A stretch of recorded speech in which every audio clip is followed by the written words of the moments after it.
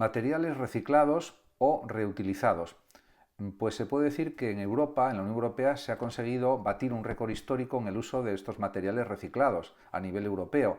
Y eso es una muy buena noticia, porque indica que hay conciencia ecológica, que hay conciencia de que tenemos que hacer un planeta sostenible, que el planeta no aguanta toda la gran cantidad de desechos de todo tipo que contaminan las tierras, los mares, etcétera, la superficie terrestre en definitiva.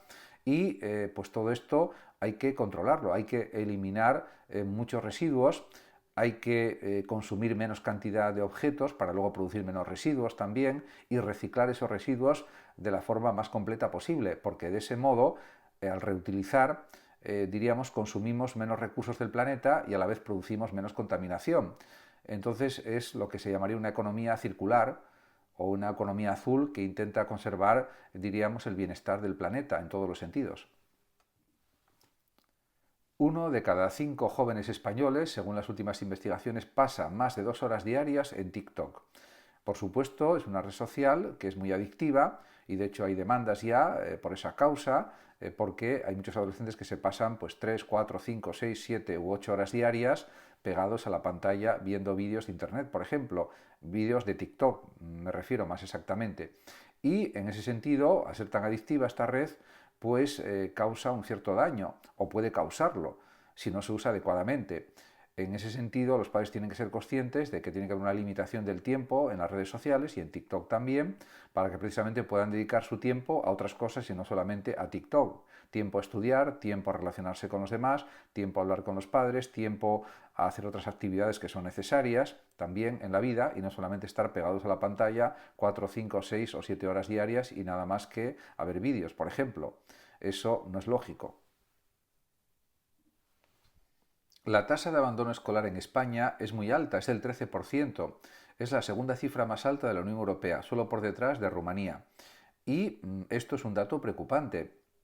Por tanto, podemos decir que programas como el PROA, por ejemplo, que es un programa de refuerzo del aprendizaje para los alumnos, por ejemplo, de secundaria, bien sea de la ESO o de bachillerato, de formación profesional básica o media, pues es, diríamos, un plan perfecto para intentar evitar esa tasa de abandono escolar y sobre todo para reforzar el aprendizaje y el nivel de conocimientos y las habilidades sociales también, y también una mejora de la situación emocional de los alumnos y alumnas que acuden a los institutos o a los colegios para de esa forma conseguir que la tasa de abandono escolar se reduzca sustancialmente y que baje mucho más. No tiene por qué estar en un 13%, es una cifra considerablemente alta.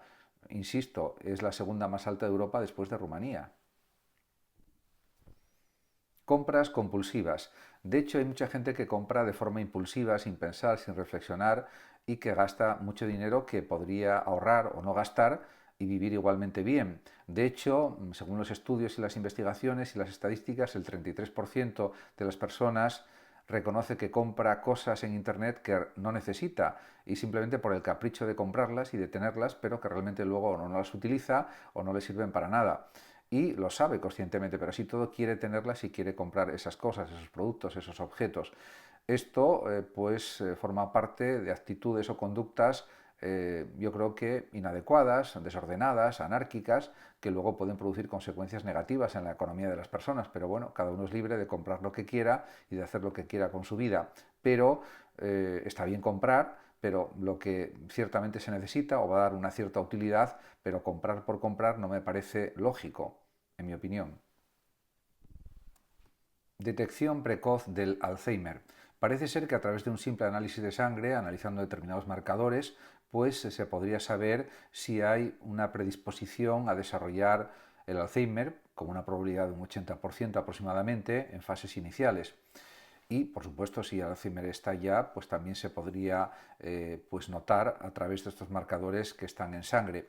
En cualquier caso, hay que reconocer que es una enfermedad terrible y hay algunos medicamentos que ralentizan su progreso en la persona, en el paciente, y también pues hay que decir que una alimentación basada en alimentos naturales, sobre todo vegetales, de frutas, verduras, etcétera, pescados, etcétera, pues hace que con el aporte de vitamina B que suponen estos alimentos sea más difícil que se produzca el surgimiento del Alzheimer en una persona.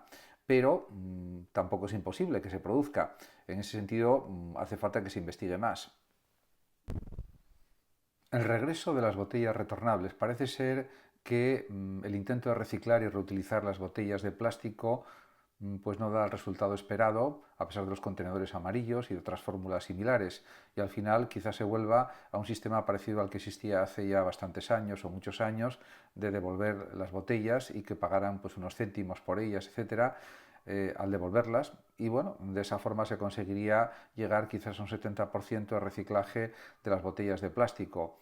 En ese sentido, pues se producen muchos residuos en España de plásticos y de otro tipo de residuos, de botellas, etcétera, y hay que reaprovechar esos plásticos o esas botellas porque de otra forma acumulamos demasiada cantidad de desechos de plástico o de vidrio que luego producen situaciones indeseadas como una excesiva contaminación en muchas partes, etcétera.